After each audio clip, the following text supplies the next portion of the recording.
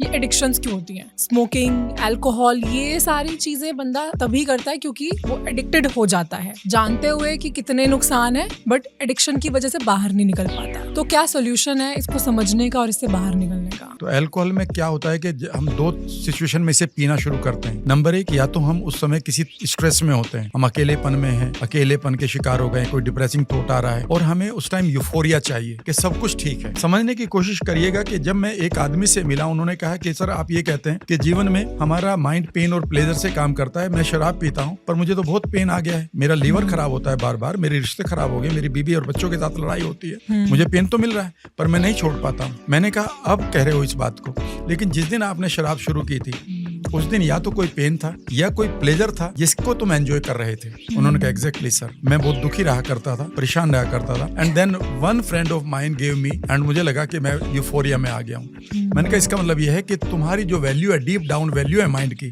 वह यूफोरिया की है कि ये मुझे कोई सिग्निफिकेंस चाहिए, मुझे एक स्पेशल स्टेट चाहिए। अगर वो स्पेशल स्टेट आज आपको मिल जाए तो आज आप उसको छोड़ देंगे। कैसे?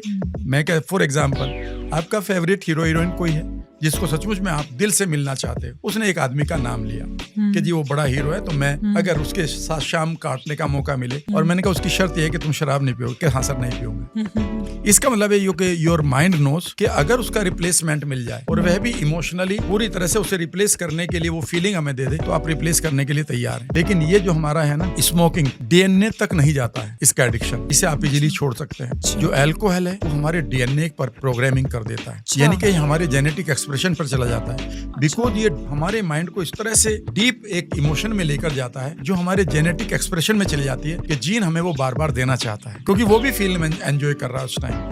लेकिन जिस दिन आपने इसके साथ पेन को एसोसिएट करके और डीपली अपने सबकॉन्शियस माइंड को, रेटिकुलर एक्टिवेटिंग सिस्टम को प्रोग्राम कर लिया, तो चांसेस हैं कि आप एक बार फिर कंट्रोल अपनी लाइफ को कर सकते हो। So you need a bigger reason. Exactly.